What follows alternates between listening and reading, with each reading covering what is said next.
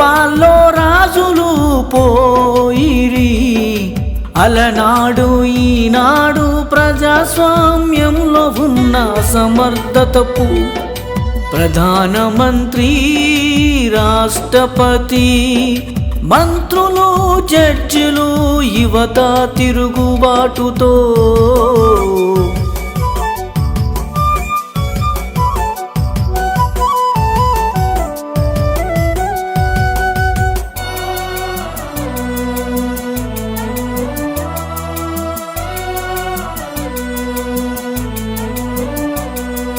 విదేశాలకు పారిపోయిరి, చంపబడిరి. గతములో శ్రీలంకలో ఇలాగే జరిగేను, బంగ్లాదేశ్లో ఇలాగే జరిగేను, భారతదేశంలో కూడా జరుగుతుందేమో.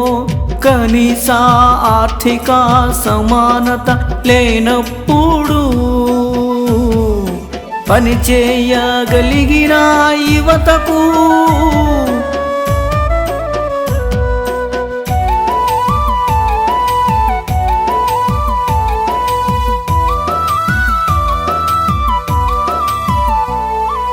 పని ఇవ్వలేని పరిస్థితులలో ప్రభుత్వాలు అప్పుడే కదా స్టార్ట్ అయ్యేది మన ఇద్దరి మధ్య యుద్ధం. యువతకు పని లేక కుంగి కుసించి నశించిపోయి ప్రాణాలకు తెగించి 20 మంది యువకులు సచ్చాక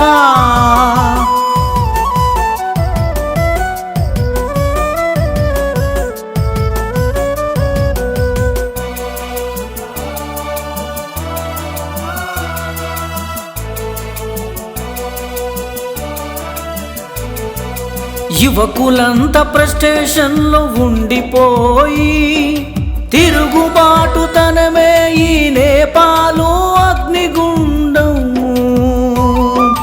పాటపాటికి తెలంగాణ రాష్ట్ర కమాండర్కు కామ్రేడ్ మచ్చల్ల నక్సలైటు వెంకటరెడ్డికి నిరుపేదలైన ఆడా మగా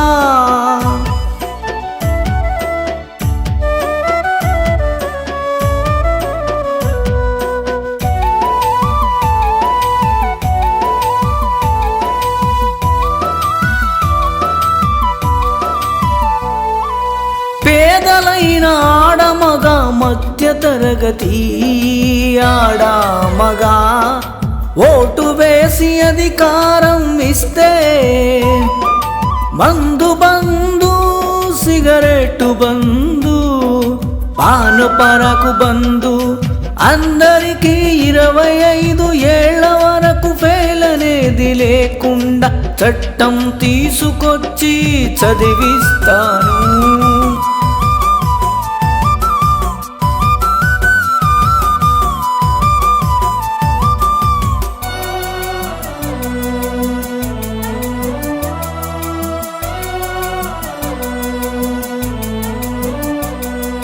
మహిళలందరికీ ఉచితంగా కారు ఇచ్చి డ్రైవింగు నేర్పించి 2 తులాల బంగారు గొలుసు ఉచితంగా ఇచ్చి